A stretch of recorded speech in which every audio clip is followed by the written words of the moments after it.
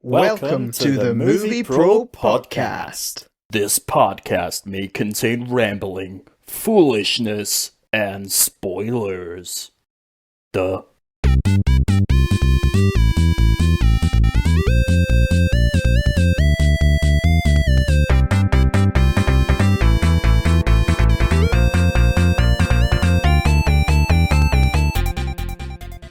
Well, hello and welcome to the third ever episode of Movie Probe with me, Martin Cowan. And me, Stewart Cinnamon. Willkommen, bienvenue. Welcome. Is that what language is that? Willkommen is German. Bienvenue, I think, is French. And welcome is English. Oh, multicultural, multilingual. Yep. We're going this week. That's me. Multilingual, trilingual. They said I'll try anything once. Way, that was awful. Dreadful. We're off to a winner already.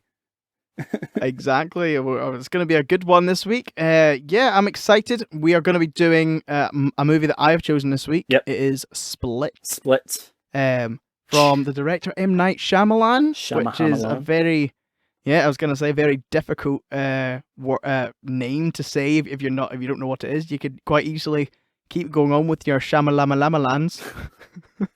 Shamalama. Who put the bob, did the bob, the bomb, bomb? Who put the bang in the Shamalama ding dong? That's his full name. I don't even know what the M stands for, but it makes it sound like he's trying to remember whether it's day or night. He's like, night, Shyamalan. Yeah, that's actually how he got his name. He was in like an acoustic band, and they were like, night, Shamalama. And he's like, I like it. That would be a great name. Oh dear. Awesome. So I believe you have some movie news for us this week. Yes, Stu's news, as you know, bringing it to you right now, and it is a bumper news week, Martin. A bumper news week. Bumper. So much has been a lot happened. going on. I have four. Fantastic. Hit me. I had 6 news articles. 4 of them are Marvel related. Oh, it's gonna be a good week. Marvel have been busy boys. So we'll kick it off. We'll kick it off. The film New Mutants. That film, which was coming out, and then it wasn't coming out, and then it was rescheduled to April last year. Then it was rescheduled again to later that year. Then it was rescheduled again to April this year. It's now been rescheduled again. It is definitely coming to cinemas. Definitely. There were rumours that it was heading to video on demand. Because that's what I heard. I heard it was going on demand. Nope. It is going to be a theatrical release, and it's going to be on, at this moment in time, obviously depending on the pandemic, it is August 28th. It's going to be released. August 28th? Yep, August 28th. Yep. That's cool. So I'm so... What I always find about films that are constantly pushed back is that they're usually terrible. Yeah, which is what I'm nervous about, because this film, the concept of it seems good because it's meant to be different from like your typical X-Men. It's meant to be sort of more dark and kind of more sort of thriller-ish. Yeah. My only argument to that is obviously you kind of need to allow it, because obviously it was coming out around about the Disney takeover from Fox. It was coming out around about that time. It was going to come out in April, like it was fully gonna, and then obviously everything happened with the pandemic and whatnot, so it's then been pushed back, and it's been a film which has had a struggling life in Hollywood. It has. I remember watching the trailer quite a long time ago, and it's yet to hit. And it's yet to hit the screens. Are you going to go into the cinema with high expectations for this? If you do go see it at all, that is. Yeah. So it's a good cast. It is a good cast. Yeah, it's a good cast. Maisie Williams is in it. Yeah, Maisie Williams is in it. The guy from Stranger Things, the older brother. Oh, that's right. He's in it. That's right. Somebody else big in it. Is it not the lassie from Split not in it? Oh, Anna Taylor-Joy. Yeah. Yes, I believe she is. I think she is. So with a cast like that, you'd like to think it'd be really good. Yeah. However, you could say that about Well, X-Men films in Apocalypse. general. Yeah. I'm definitely not going to be going in with high hopes, thinking it's going to be amazing. I do think it will land in the sort of, that was quite decent sort of range.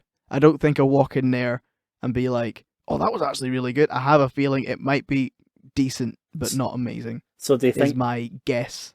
Do you think it's going to supersede your expectations, or do you think it's just going to be like,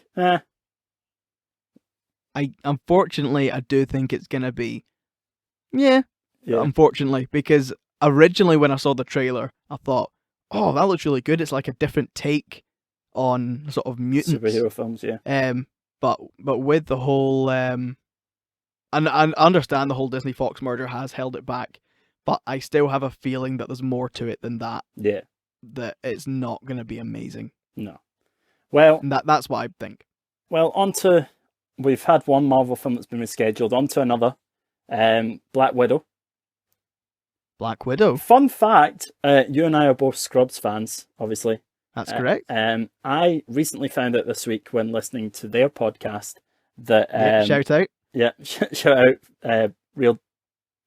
Fake friends, real... Fake friends, real doctors. No, other way No, around. that's not it.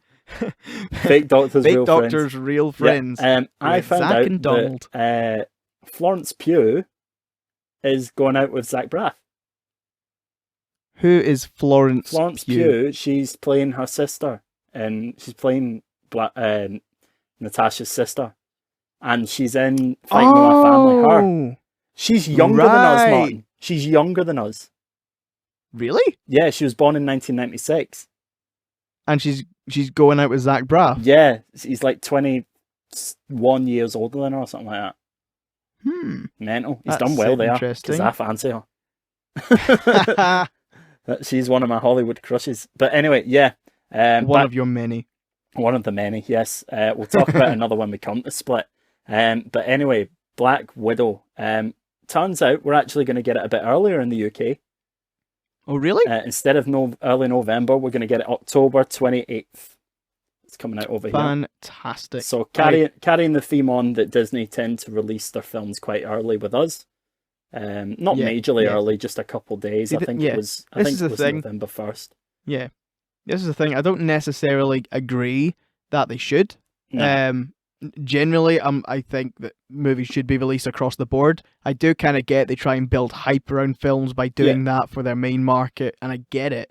However, I'm not going to complain, because I love the fact that we get some Marvel movies earlier than they're released in the States here. Well, it's great for us. So yeah, it's great for us recording a podcast, because we could get this one out and then it could be out before the Americans even see it, so it'd be like bang bang. Absolutely, whoa. we're gonna have to remember when that happens to have a big major spoiler warning at the beginning. I know we have a spoiler warning at the beginning of every podcast, but we need to sort of have a reinstate that this movie is not out in America yet. If you're listening to us from America and you have not seen this film, wait until because we're gonna spoil everything. Yeah, we'll do that when obviously films start coming out again over here. Currently, we're kind of getting away with it because we're reviewing films that have been out for a while. Yeah, at least a couple of years so far. Yes, well, so like I say, October 28th is the official start of Marvel Phase 4 with Black Widow. Speaking of Marvel Phase 4 and going into Phase 5, got a couple films apparently slated to start production next year. First one, Black Panther 2. Really? Yeah, Black Panther 2. Have they confirmed the director for that then? I don't think so. I think Ryan Coogler is coming back. I think he was always going to be coming back. I think there hasn't been any talk. Right.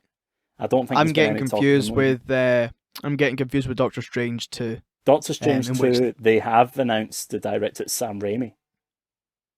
Remember? Oh yeah, that's been officially announced now. Yeah, that's right. I remember because the director for the first one was originally attached and then left the project. Yeah. Scott Derrickson. Yeah. So yeah, that's slated to start shooting in Australia in March 2021. March 2021. So there hasn't been any like inclination of a story as of yet, but I hope they use this to introduce Namor the Submariner. I don't know how much you know about Namor. See, this is the thing, because I know you're a lot more into comics and things like that than me, so Yeah. there's certain characters that Marvel haven't touched yet, which I know next to nothing about. And that's one of them. Yeah, that's one of them. Yeah. And No- to be fair, I quite like it that way, personally. Because as a movie fan, I'd rather not know what's coming up. yeah. I mean, Okay. obviously you know names and rumblings Uh-huh. of certain things, but I don't necessarily like having an idea of, oh yeah, this is a superhero and this is what they can do, and this is gonna, even if it isn't the exact story, this is gonna be the rough story because this is kind of who they are. Yeah. I like to just go into them not knowing. Like that's the one reason I'm looking forward to Shang-Chi and the Ten Rings, is it? Yeah, 10 rings. Um, That's the Yeah. Because I literally know nothing apart from he's like some kind of karate or kung fu superhero, and that's it. That's all I know about that. Cool. Which is good. It's exciting. So yeah. Well, I won't say too much about Namor then. I'm pretty sure he was Marvel. You'll say Namor. I'll say, oh gosh. You'll say Namor. Oh my goodness. Why?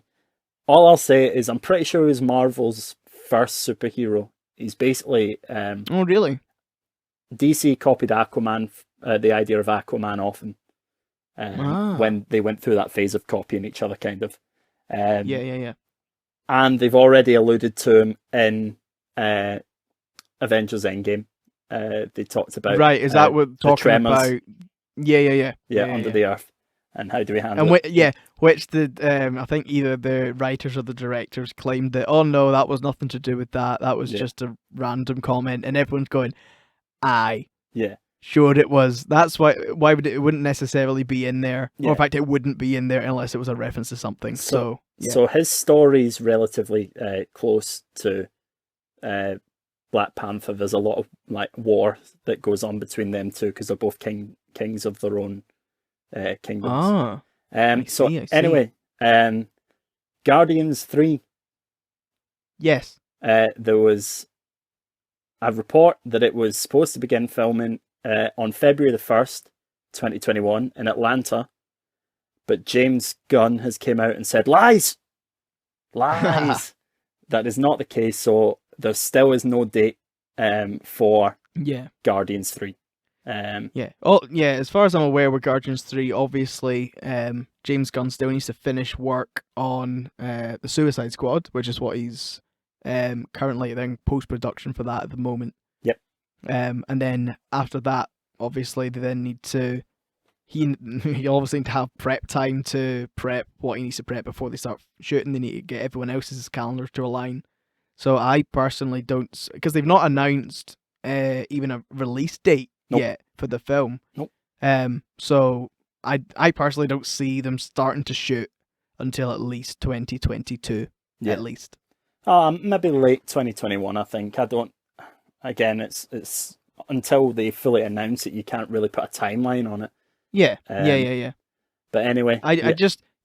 The only reason I think that is because I don't see them squeezing it in between any of the films already announced. Yeah. So I feel they would need to place it after that. And therefore they wouldn't bother shooting it until near the time. Yeah. Well, anyway, moving away from Marvel, I think that's enough Marvel to do us. Okay, let's move on. move on from Marvel.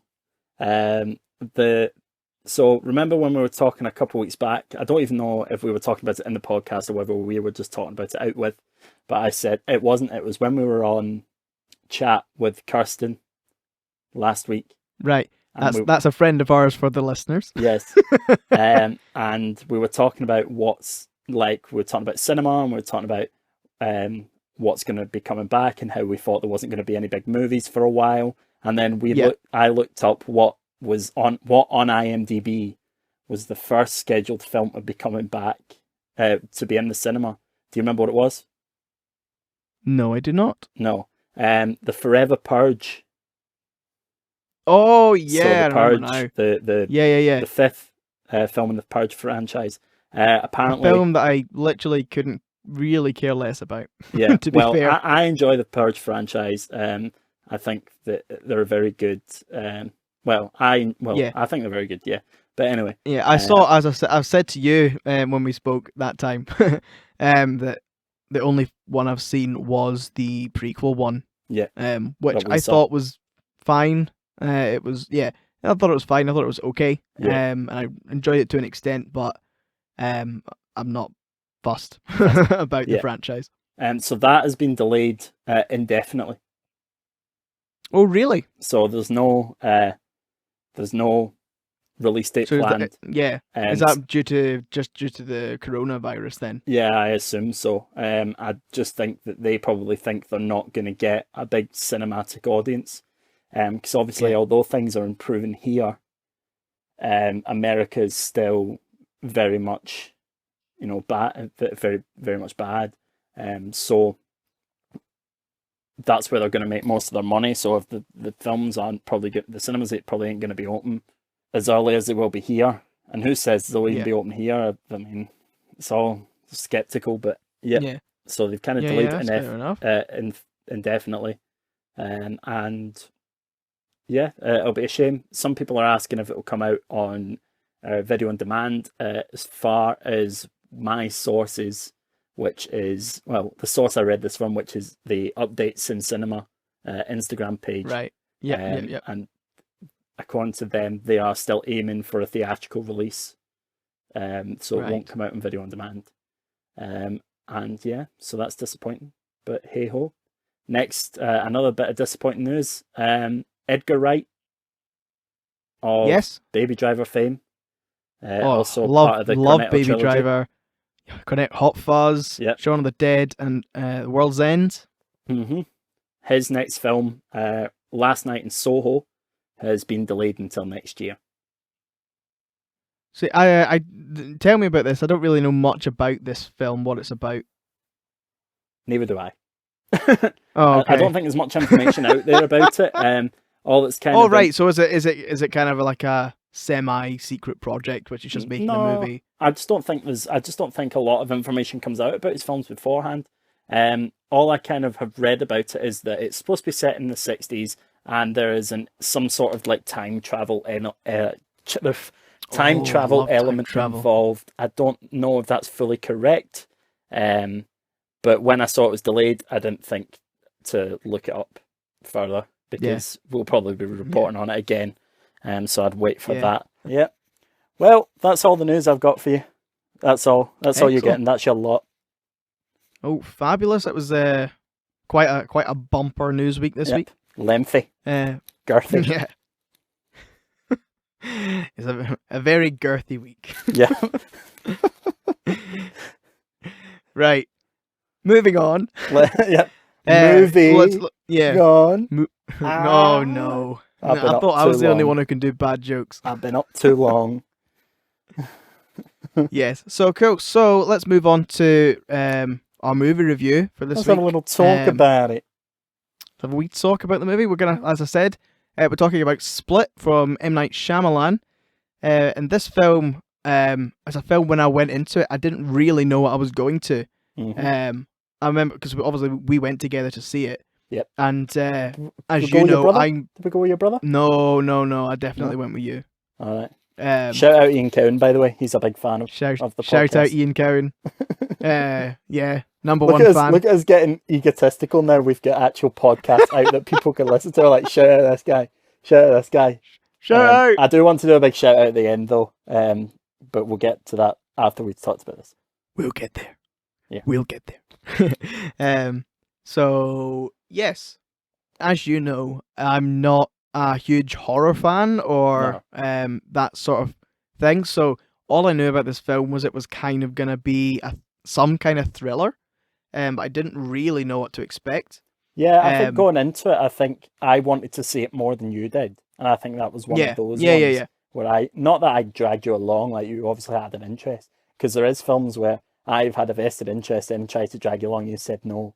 But I think this is one that it was more me kind of the driving force behind going to see it. You were the one who wanted to see it, and I was happy to go see it because James McAvoy was the main character, and I'm a big Yeah. fan of his work. I think he's a fantastic actor. So I was like, well, even if I'm not a huge fan of this, because I'm not a huge fan of horror or those type of films normally, I was just like, well, James McAvoy's in it. I'll go see it. It'll be interesting to see really what it is.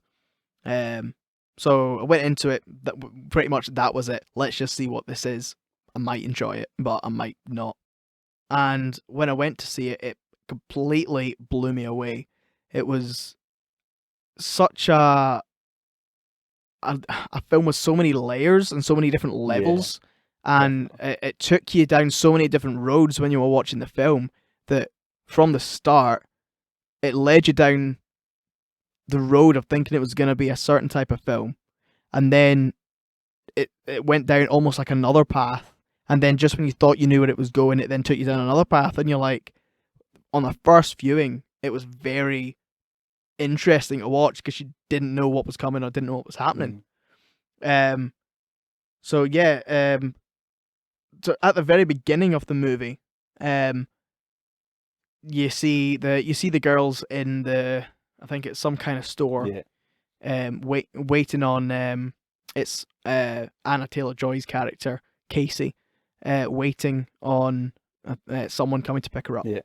and he doesn't turn up, and so the girl's father, who she's with, offered to take her home, and she's a bit reluctant, but goes with them anyway. Yeah. She's a bit off, And isn't she, through the as film? yeah, yeah. So that's one of the things with the character. She's always a really sort of standoffish, very loner, odd character that's always a little off. Yeah. And at the beginning of the film, you don't really know why. You're just like, okay, she's a bit off.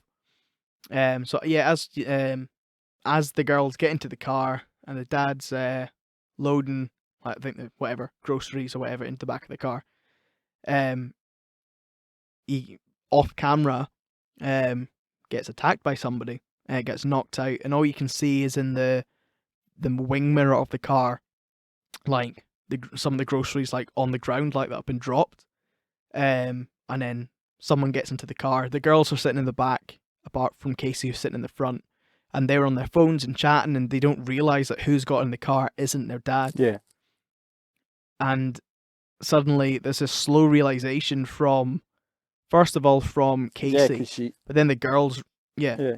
Why? carry Why on. do you think she doesn't react? Like, she doesn't really react at all. Like, Yeah, I so remember it's an watching. I interesting, remember watching it for the yeah, first time, and I kind of went, "Oh, she's involved in this in some way. Like, this is a plot. mm, Like, that's. I mean, I'm one of those that go through the whole film and they try and guess the film as it's happening in front of them. So I'm like, oh, why? yeah, Why? yeah, I'm yeah, like, yeah, she's definitely involved in this, which obviously ends up, not being the case. But why? Why do you think yeah. she doesn't react? Which, So I think she is in a bit in shock in the slow realization of what's about to happen. mm, Because she's the one who notices that the groceries have been spilt on the ground yeah, and something isn't right, and then she looks across and this other man's just sitting there, and I think she's just frozen mm, in fear yeah, of, oh no, yeah, what's about to happen. yeah. Well, And then and sorry, no, carry in on. fact, what I'll say, you might say later on, and we can allude back to it anyway. I don't want to skip ahead in the film and talk about why she might be like that. And Yeah, yeah, yeah, yeah. well, I'll leave that, and you can continue. Cool. Yeah, we'll get to that as we go through. But yeah, so the girls in the back suddenly notice that um, that's not their dad in the car, and the blonde girl seems very nice about it, and she's like, "Excuse me, sir, but I believe you're in the wrong car." And then the guy who's James McAvoy's character, um, or one of his Oh, characters, hey. suddenly locks the car and turns around and sprays their faces with some kind of chemical that will knock them out. Um, and you're like, oh, okay.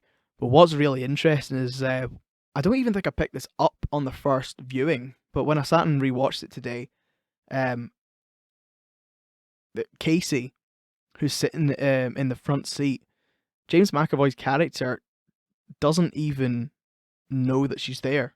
He seems so focused on what he's doing with these girls in the back, because it's later in the film revealed that he's been following these girls for about 4 weeks or something like that. He knows, and he's picked his target. So he's so focused on just getting these girls and what's happening, he doesn't even register that she's there at all. He sprays the other two girls. He takes his mask off. He's sitting, and it's only when she slowly reaches to open her car door, and it clicks open, and the car starts pinging. It starts going ping, ping, ping, because the door's open, and then he suddenly looks across, and then realizes that she's there, and then he's like, oh, puts his mask back on and sprays her and takes her as well, because he hadn't planned for that. I just found it really interesting that he hadn't even noticed that she was there. She just sort of sat completely still in silence and was almost invisible. I think it also might be meant to be a kind of character trait of hers as well, that she feels invisible as well. Like, I think there's a sort of echoing thing there. But yeah, so that's how the movie starts, and I really think it sort of sets the tone for this sort of, that kind of dread feeling you get in the pit of your stomach when something really bad's about to happen. Yeah. It feels like that, like when everything's going fine, and then suddenly, oh no. Yeah, and it's so quick as well. It's like right at the beginning of the movie, like, so that's before the title card comes up at the beginning. So you know that it's going to be like 2 hours odd of somebody just being of these girls just being trapped and trying to get their way out, and whether ultimately some of them will or will not. Yeah, because that's the thing. So from the start of this film, they obviously get taken back and locked in this room, and it really does feel like it's gonna be a film of these girls. What's gonna happen to these girls? Are they gonna get killed, or what's happening to them? Yeah, and you wouldn't be surprised if they do, because all of the actresses, at least at that point in time, were all relative unknowns. Normally, if you kind of go in your head of going, well, all these girls are relative unknowns, and this guy is like a huge star, then normally you kind of go, well, this guy's coming out on top here. Yeah. So it really is one of those films that you believe that obviously James McAvoy is gonna be this character that's gonna do whatever, be the guy who's got them imprisoned, and is gonna like you say, potentially do anything to them. So it's interesting. Although the film does go down that route, it doesn't stay that isn't the film that they're actually telling, which is what I find really interesting. Is as the movie goes on, it slowly reveals that there's more to this story than what there is. So right now they're in the cell, and another bit I found really interesting that really does start to develop this story is when they're in the cell, they hear a woman's voice. Yeah. And the woman is then talking to the male character, Dennis. James McAvoy's character Dennis, who who'd just kidnapped them, and she's talking to them, and it's going back and forward, and they scream out, "Help! We're in here! Help! We're in here!" And the woman goes, "Oh, how many have you got in there?" and goes to the door and opens it, and as the door opens, it sort of, there's just this figure, this dress, this woman's clothes, and it's James McAvoy the camera pans up. I think it pans up from the dress up the blouse up through her knitted top, whatever she's got on, and then it's just James McAvoy standing there, and he's speaking, and he's the woman.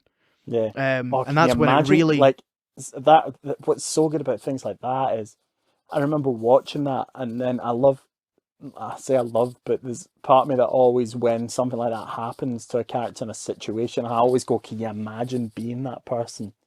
And being like, oh yes, we're free kind of thing. And then suddenly you look up and it's just all taken away from you in that one like fell swoop. Yeah, like, in that one, you go from suddenly we're about to be saved to this, like, say, that dread pit in your stomach again of this guy is mental.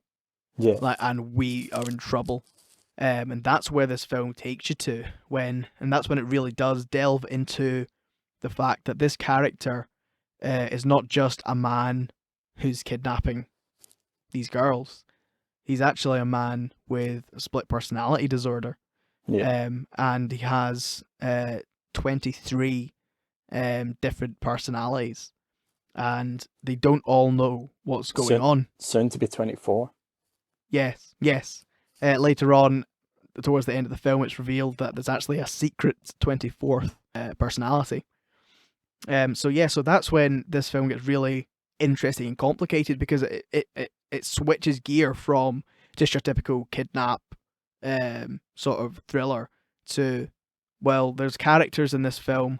In fact, the majority of the characters or personalities that James McAvoy plays they don't know what's going on. Yeah. It's only the few. I think it's the three. There's Dennis, Patricia, and Hedwig. Hedwig. We will talk. I need to talk about Hedwig. Yeah. Hedwig has to be hands down my The favorite best personality.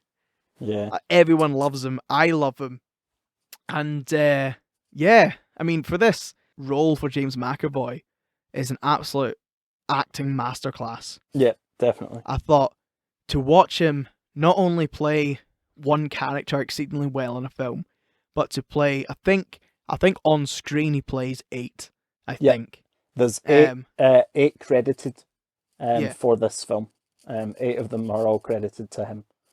Yeah. At the end, that's not one of my facts, but he I did read that when I was looking up some facts. Yeah. There's 24, but 8 of them are credited in this one. Yeah. So, and he plays all of them fantastically. And to watch so him transform, to watch him transform from playing Dennis, who's one of the main ones, who is a very dangerous character. He was the one who done the kidnappings. Yeah. And he's very serious and manly sort of character. To then suddenly transform in the next scene to this really soft-spoken, different, completely womanly mannered character, Patricia. Yeah, but she's still like menacing. It's like that. But she's still menacing. It's like Umbridge out of Harry Potter. Like, yes, it's very wolf in sheep's clothing. Yeah, so it's one of those ones, but 2 distinct, very different characters, and then to flip that to Hedwig, who is, I think he's a 9-year-old kid, who has the special ability in terms of all the different personalities. He's able to choose when to become like awake or take the light whenever he pleases, which none of the other ones can do. So that's the reason why the other 2, Patricia and Dennis, choose to have him or get him to be on their side, and help them, because it means that they can take control without the other ones knowing what's going on. So it's an absolute masterclass from James McAvoy. And what I did see in some of his later scenes was just because he did have, like you say, 8. There's certain scenes in this film which they're not shot separately. They're shot in one take. There's 1 or 2 in which he has to transform character on camera, which is very difficult to do convincingly as an actor. Without overshooting so well. Without doing the whole. He does it so well. And what's even more impressive about this film is that I can't remember how long it was he had to prepare for the role, but I know it wasn't long, because someone else, I don't know who it was, but someone else was actually meant to be playing the part. Who? You know. That's one of my facts. Okay, we'll find out later. Oh, do you want to tell us now? I can tell you this one now, seeing as though we're on it. Sure. It was Joaquin Phoenix. Oh, really? Yeah. I did not know that. That would be interesting. But I'm actually, to be fair, I'd like that. I could see that as well. I can see it, and it especially because obviously Joker's amazing. He's amazing in Joker, and I could see him doing it very, very well. Yeah. But however, I love James McAvoy, and I think he does such a good job. And I think it's more than happy that James McAvoy's done it. I think it's a testament. Yeah, it's a testament to how highly they rated him to begin with. Anyway, because I mean, Joaquin Phoenix, you know, he's got a huge reputation Yeah, in the acting world and how good he is. You know, he's somebody who doesn't do films a lot, but when he does, sorry, they are like he always delivers. yeah, Um, and uh, I think that's just a testament to what level they kind of saw James McAvoy in terms of an actor, that they could put him up against this guy. And personally, I would, I think it had more of an impact being James McAvoy, because although you know him as like a fantastic actor and whatnot, you kind of expect that kind of role from Joaquin Phoenix. Like when I yeah. say that and Uh-huh. you go, oh, I can see that. You kind of expect that from Yeah. him, but at that point, you didn't really expect that from James McAvoy. No, It was you almost didn't. a You kind didn't. of, um, it was almost a kind of him going, well, this is what I can actually do if you give me the chance. Yeah, yeah. Um, as I say, absolute testament to him, because I don't know what his time frame was, but I know he got the gig late, and to then have to be able to develop 8 characters on screen Yep. convincingly, Yeah. is incredible. Um, so yeah. So, but as I was saying before, my favorite out of them all was Hedwig. Hedwig, yep. Um, I agree. He's my favorite too. It's that wasn't me. That was Patricia. that was I just did a hot dog. I read that. What's it when he tries to get her to kiss him? What's it he says?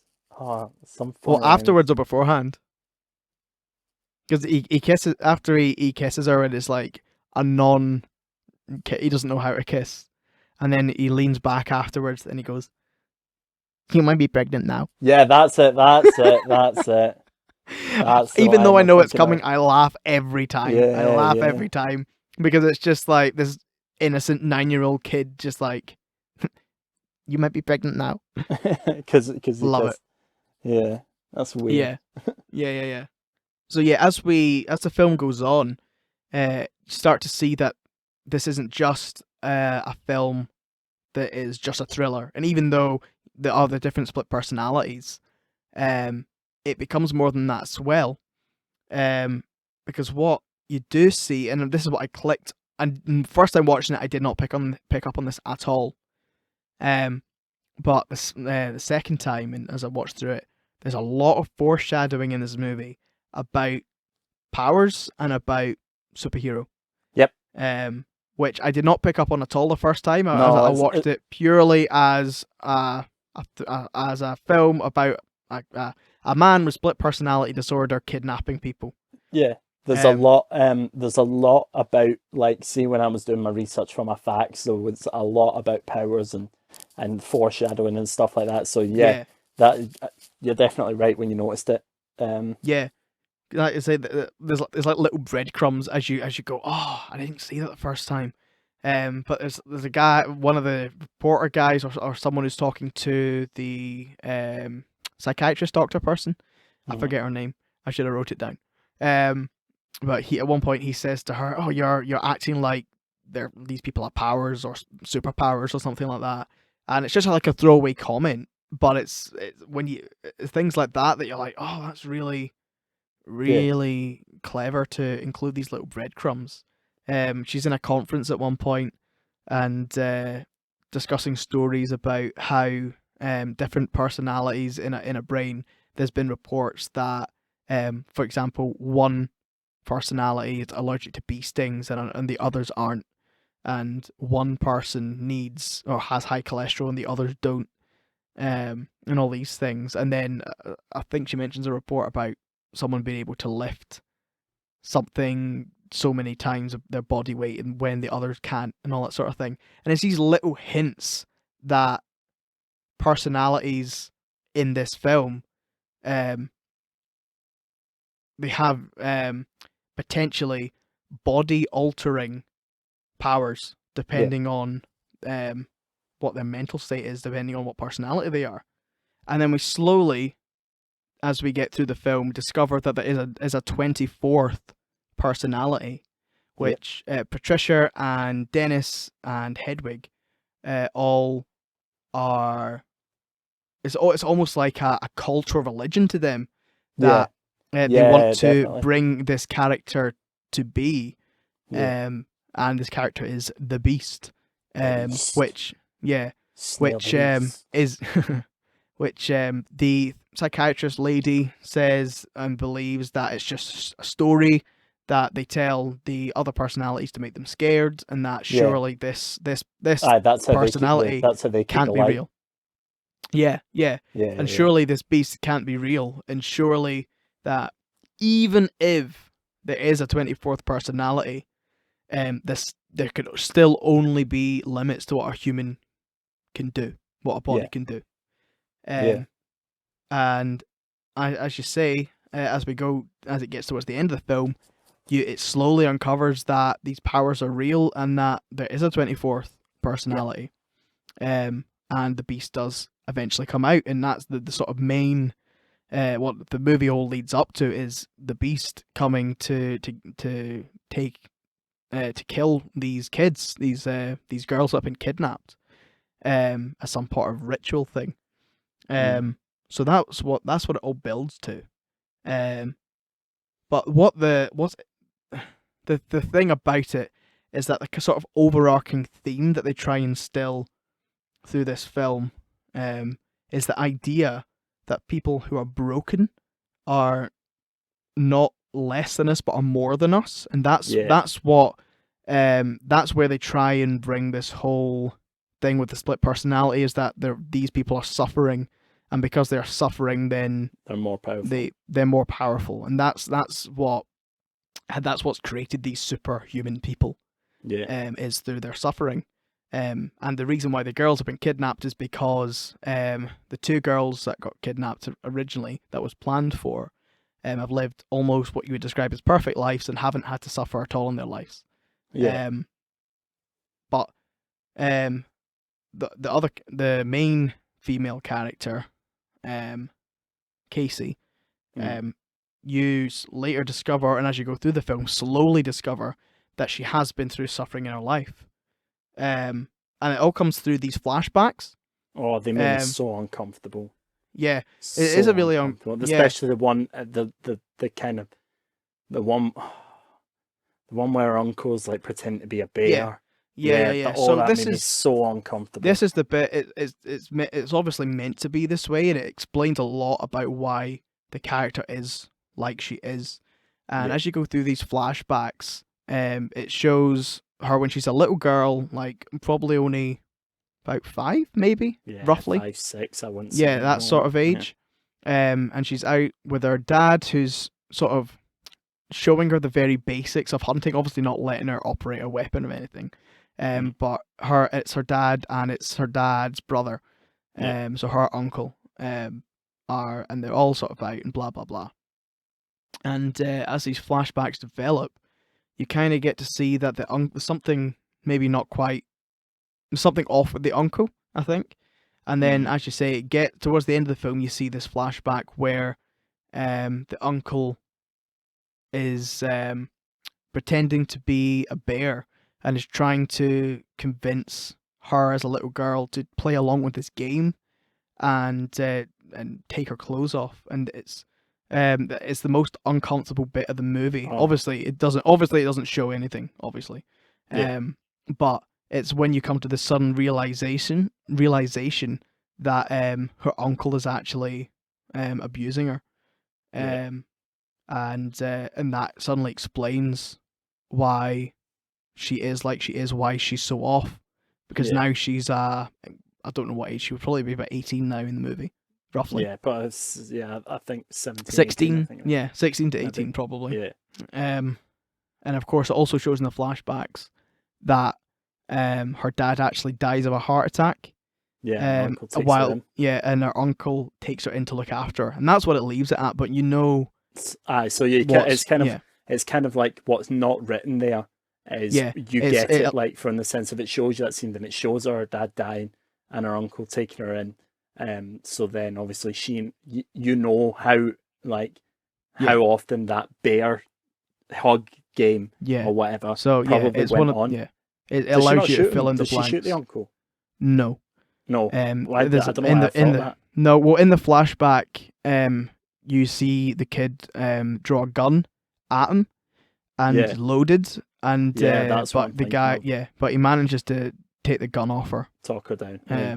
Yeah, and but yeah, so that's what it leaves it at, but it allows you to fill in the blanks.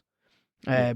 And so as you go through the film, you know she's suffered, and at the end, when the beast eventually confronts her, he stops confronting her because he manages to he sees that she's suffered, and what he claims is pure because she has suffered.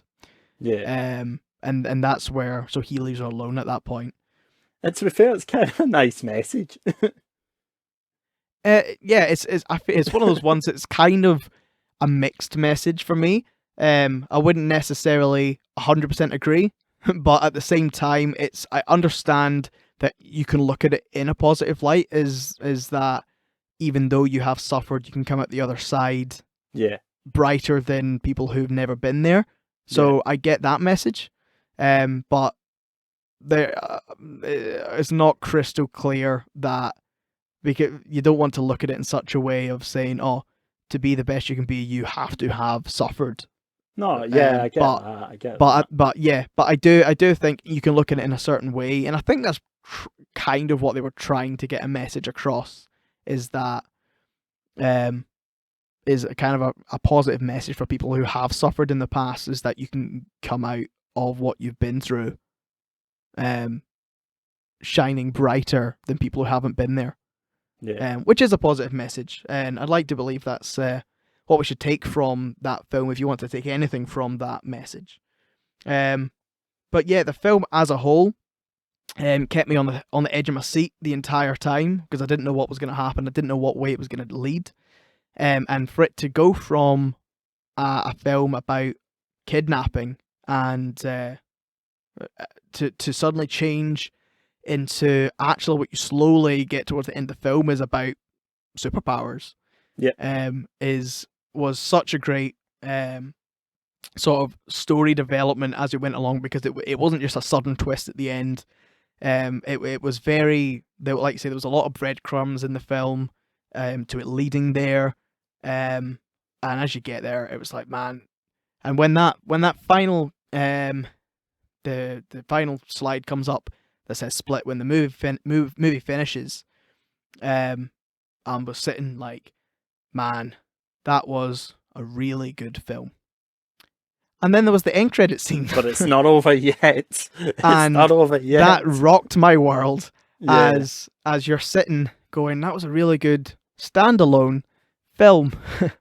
And it takes you to this diner, and there's the news report playing in the corner of the room on the telly, telling you about what's just happened, that 2 girls had been killed, and someone had been saved, and this man's still on the loose, and he has split personality disorder and all that stuff. And it pans around, and then it pans along the sort of bar seated area, and one of the women's just saying, "Oh, was there not something about that? That sounds strange. There was something strange like that happened maybe 15 years ago or something. About a man who was crazy, and I can't remember exactly what she says, but it's something like, oh, who caused like mass accidents or something." And then Bruce Willis suddenly appears, and he just goes, "His name was Glass," and you're just like, and you suddenly have that realization that this film is actually secretly the entire time been a sequel to the film Unbreakable, which was a film that M. Night Shyamalan made years ago with Bruce Willis and Samuel L. Jackson. Yeah, I hadn't seen Unbreakable when we went in to see that, so you were flipping the lid. I lost my mind. And I was like, I don't get it. Yeah, you were just like, why did Bruce Willis turn up? Why is Bruce Willis turn up? And I'm just like, oh, yeah, it's David Dunn. And and it's a sequel to Unbreakable. You're like, I've not seen it. And but it was just, you're like, it's David Dunn, and I'm like, what? The centre midfielder for Blackburn? Like, what? So for the whole time, this film had been a sequel. Had been set in the same world as Unbreakable. Yeah, and that's where your breadcrumbs were. Yeah. All these breadcrumbs were in there and nobody picked it up. Well, at See, least. all those breadcrumbs were being scattered around, and then by the end of the film, there's Martin with a full loaf. He's found it. He's found it out. He's Yeah. collected all these breadcrumbs and he's made a full loaf. Yeah. So yeah, and that topped it off for me. That the fact that not only did I sit and think that was a fantastic film that I just watched, but then to discover that it was a secret sequel to a Yeah. film that's also a really good movie that was made in the 90s, was amazing. It completely blew my mind, and that was one of the reasons why I walked out of that screen with my jaw open, like, whoa. And yeah, so that is why that's in my top picks of films, because it's in a genre that I don't normally like, and yet Mhm. walked away like really enjoying it. Because Yep. for me personally, there's a line I don't like movies to cross. If they cross a certain line for me, I don't like it. If it goes too far, too dark, then it's not for me. For me personally, I feel this walked this line very well of teetering. It's about to cross over that line where it's too far for me, and then it didn't. It Yeah. walked that line very fine for me, and that's why I really enjoyed it, because it kept me on my seat, kept me with that, oh no, something bad's about to happen, and then took a misdirect and took you down a different road, and it's really about powers and and all that kind of stuff, and it was very, very good. Loved it. Nice. So yeah. Nice. So what about you? Obviously I've spoken a lot and you've talked as well, but what did you personally think of the film? Did you think it was a really good film, or did you walk away from it like quite enjoying it? What did you think? Yeah, I mean, I remember going in to see it, and just kind of, James McAvoy is somebody whose career that I've kind of followed. I've actually met him. Have you? Yeah, I met him. It was like a really random encounter. So you remember I used to work in Cineworld Yes. in town. So in Glasgow, there's a big, massive cinema called Cineworld. It's like 6 levels. It's huge, and they sometimes have like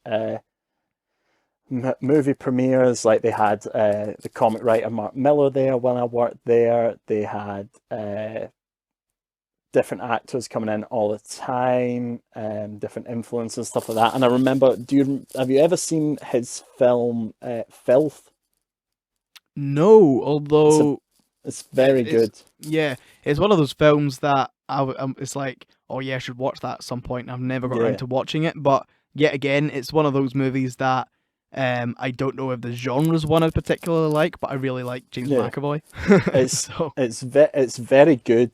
And basically what happened was, they had like a screening of the film with like loads of people, and then they had like a Q&A afterwards.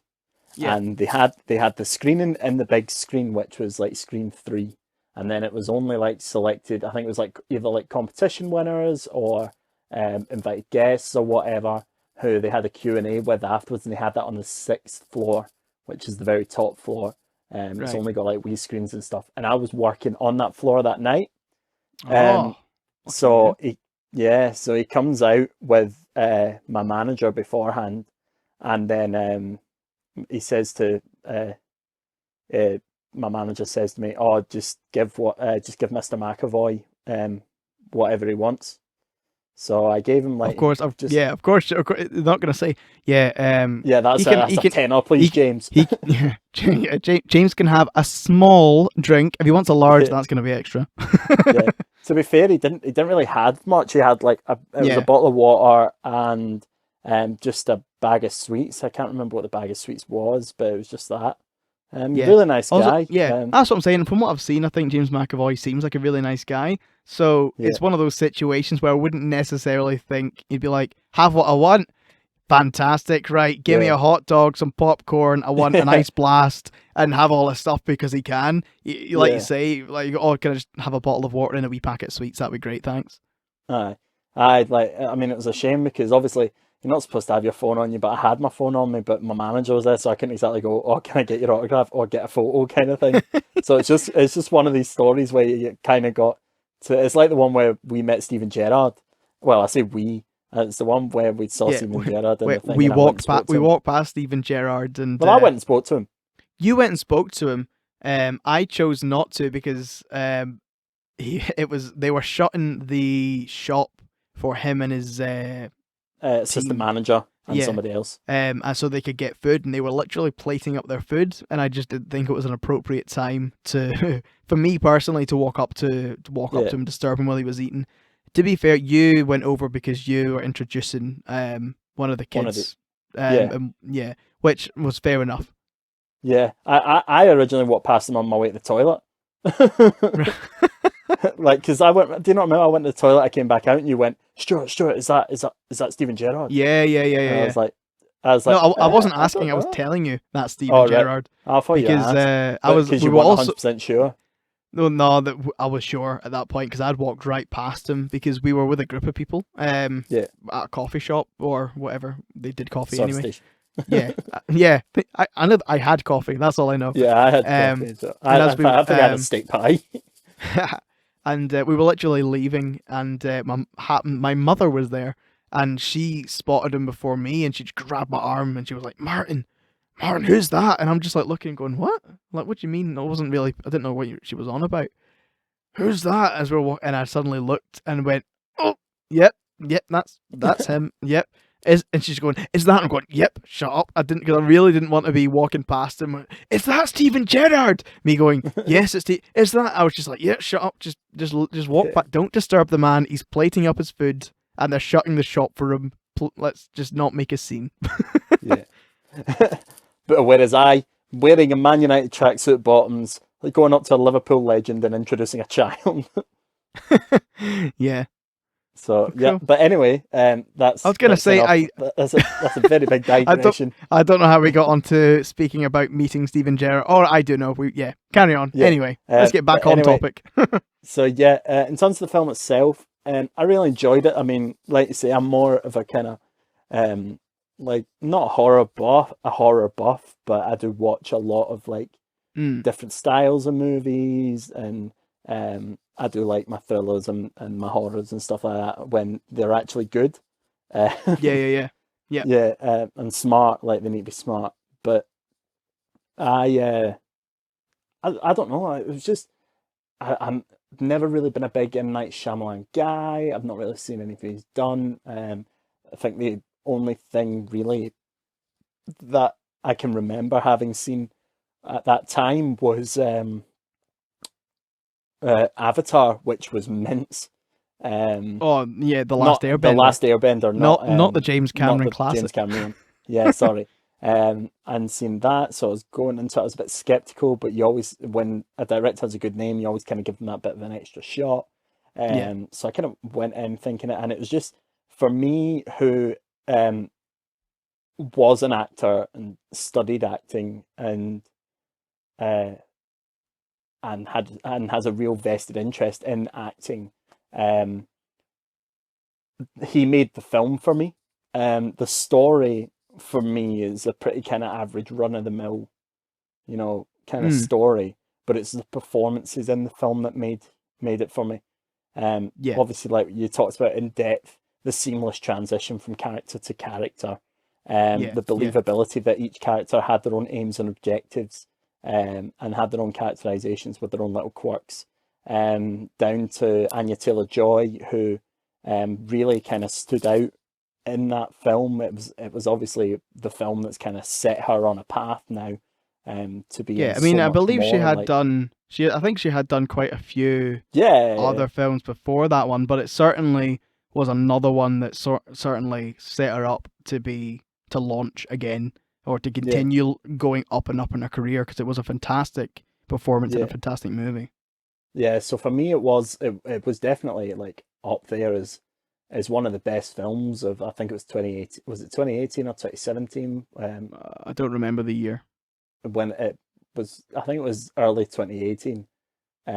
But again, it really set up, because it was just an incredible piece of acting, an incredible display, and people talk about it still to this day. Like, people use it as an example of how to play someone with such a mental disease, because it's such a fine line to do a thing like that. And there's people who have done it great. I mean, you look at Leonardo DiCaprio and What's Eating Gilbert Grape.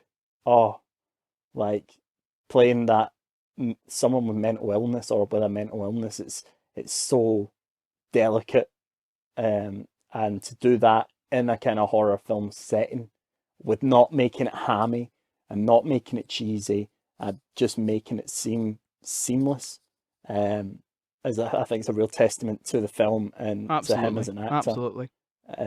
But in terms of the story itself, yeah, it's a very good story. Obviously, it meant more to you because you'd seen Unbreakable than it did to me at the time. But still, for me, it's a film that is made by the performances. The story's I think good. certainly The story's good, yeah. but the performances are iconic. Yeah, it's one of those ones That's that if James McAvoy didn't pull off his characters as well as he Yeah. did, the film wouldn't have been received as well as it did. It would have crashed. It would, It would have it's crashed. one of those ones. Exactly. Even if it wasn't, even if it didn't crash, it still definitely wouldn't have been as big. One of the main pulls was that he was fantastic in the movie, and that was one of the raving things about it was he plays all these different characters amazingly well. Yeah. So yeah. In fact, that's why it's in my top pick. It's 2017 it came out because I was still working at the View at that time, so it's 2017. Excellent. Cool. So cool. Well, before we move on, I think I'll get my fun facts out just to kind of round us off. Cool. So hit me. What are the fun facts about Split? You've had my Joaquin Phoenix one. So number 2 was James McAvoy actually broke his knuckle while filming this film. Oh, really? What did he do? Punch a wall? I think it was when he was that scene with the bars. I think it was when he was trying to get out of that. Towards the end. I think that's when he did it. But he had to keep it for his next film, which was Atomic Blonde. So he had a real banged up knuckle for a good while. Oh, really? Then the next couple I've got are about the film itself. So you'll find this one really interesting, I think. Okay. So Kevin and his mum, so Kevin Wendell Crumb, yep, and his mum are theorized to actually have been in Unbreakable. Oh, really? So there's there's a scene at the stadium where David Dunn brushes past a woman, and when he brushes past a woman, he senses child abuse. Oh, really? So that's really interesting. It's supposed to be that's them. Really interesting. That would be cool. And M. Night Shyamalan has came out and said that there was a version of the script where Kevin Wendell Crumb was actually in it. Yeah, this is one that I knew already. Simply because when I love the film that much was once we got back from the cinema, I started researching stuff about it. And it was one thing that I did pick up was that in an early draft of the script that he was a character in the film and there was just too many, so that character got cut out from the script. Which is why he's then so many years later eventually came back and made a movie for himself. Which is cool. Mm-hmm. And then the last one I've got is during the end credits, there's 24 different frames in the background to simulate all of his personalities. Oh, really? Oh, that's cool. Yeah. So, yeah, I remember, I've just watched it, so I'm going, oh yeah, there was like little frames, but I certainly didn't count them, so it's a really interesting fact that there was 24 for the personalities. That's cool. Yep. I love little Easter eggs like that, little nuggets. Then there's one I haven't written down, but I kind of remember it. If you place like the 3 movie posters together, like Unbreakable, Split, and Glass, there's like a crack that runs throughout the 3 of them, or something like that. Yeah, so that's definitely true for the first 2, and it's probably true for the third. I only have 2 of them on DVD. Yeah, I've only got Glass and Split on DVD. Right. It's certainly true for Unbreakable and Split. When you line them up, there is a crack that runs through both of them. And it's actually a really cool Easter egg because you don't know that they're part of the same universe or same franchise until the very last scene. that crack's on the poster. So you could have pieced that together It was staring you in the beforehand. face. It was staring you in your face, and you didn't know. And I love that. It's really cool. Awesome. So Anyway, so what would you give this film out of 10 then? yeah, so I was thinking about this, and I do really love this movie. I think because I don't just want to be like every film that I like is gonna get a 10. Just handing out 10s like me. Just yeah, like, here you go. There's a 10. I don't want to do an Oprah. And you have a 10. And you have a 10. Everybody gets a 10. I'm not gonna do that. So although I love this film and I think it's fantastic, James McAvoy's amazing in it. I'm gonna give it an 8 out of 10. An 8. Yeah. Interesting. Mainly because it's interesting. Mainly because it's set in a genre that isn't my genre. I don't really like that genre, but I love this film. Yeah. So yeah, I can't fault much about this film, which is why I love it so much. But yeah, more or less simply because it's not a film that I chuck on every day. And yet, because I know there are films out there, I can put my hand on my heart and say, well, these films I would say are better than Split. Not that I can particularly put my finger on anything that, I would do that better. Nothing like that, but there are films I certainly would rate higher than it, but I still love it, and that's why I've included it in this list of mine. It's one of my top films. So yeah, it's going to get an 8 from me. Cool. And that's my 10. That's my rating out of 10. What about yourself? Where would you place it out of 10? Yeah, I'd probably agree with you. Probably an 8. Mostly for the performances alone. The performances alone kind of get a 10. I would say. But the story kind of brings it down a little bit to an 8. And I think what follows it after kind of would maybe bring it down a lot. But if you're looking at this film singularly, I'd say that's what you need to, if you're focusing purely on this film, because if you start talking about the third movie, which that's a whole nother ball game. And that brings us to the end of our podcast. Thank you for listening. It's been good. I've really enjoyed. I've really enjoyed being able to talk about this movie. This has been, as I say, we've all done very different films so far. This has certainly been. So it's gonna be So it's gonna be interesting to see what Stuart's gonna be speaking about next week. Stuart, do you want to reveal that to us now? What you're gonna be talking about? Yes, I will indeed. Yes. The film I'm gonna pick next week. It's a very important film for me. People might be a bit like, what? But in terms of personally and the kind of journey I've been on in my life, I'm going to go with The Greatest Showman. Oh, I am so happy that you've said that movie, because I also love this film. I don't want to talk about it. We'll not talk about it much now. We'll not talk about it now, because I'll get carried away, and you'll get carried away. I have a big story with that film, and a lot, even recently, just listening to one of the songs from it took me back to that kind of place. So I think next episode, if you kind of want to know a bit more about me, and you want to know a bit more about that film as well, then I would suggest tuning in. Just while we're closing up here, I want to give a big shout out to Callum Gillis from Messed Up Man Media. If you've had a look at some of our socials, Callum's really been kind of a big hand to us launching this podcast, and he actually designed our logo. We had many different drafts of the logo, and he was very patient through it all and very helpful. So we just want to give a big shout out to you, Callum, on this podcast. Absolutely. Hugely appreciated. Follow everything he does at Messed Up Man Media. Great video editor. Also makes awesome clothing as well through Epic Merch. So a very creative guy, and we love you to pieces. So I want to just give out a shout out to Callum James Gillis. Awesome, love that. Yes. Thank you for shouting out to him, because as you say, we are very appreciative of everything he's done to help this podcast launch off the ground.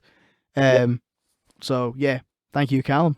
And we've now we can officially say that we've launched some episodes. There's currently 2 episodes already up on Spotify, Well, this will be the Apple third. Podcasts. This will be the third, yes. But with 2 previous episodes on Spotify, Apple Podcasts, Buzzsprout, and Google Podcasts.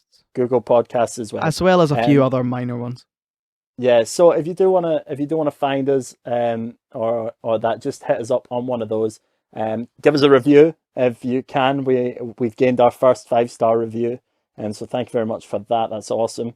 And you can find us on Instagram at MovieProbeOfficial, Twitter at MovieProbeOfficial, and we also have our own website, which is, Martin. It is movieprobe.buzzsprout.com. But anyway, I've been Stuart. You can find me at Stuart Ryan Cinnamon on most things. You have been. I have been Martin Cowan, and you can also find me on Facebook or on Instagram under that name. And I would also like to point out that we also have a YouTube channel for Movie Probe, which is Movie Probe Official. So if you'd rather check us out on YouTube, you can check us out there. I've not actually been on the YouTube channel yet. I'm gonna look that up as soon as we finish. I'm gonna subscribe. To be fair, we've really not pushed it, but it's because we are first and foremost a podcast for audio. So YouTube is more of a video platform. But if you'd rather, we are also there. Yep. Well, thank you very much for listening. We will see you next week for The Greatest Showman. It's gonna be so good. Thank you very much. See you next week. Goodbye, guys.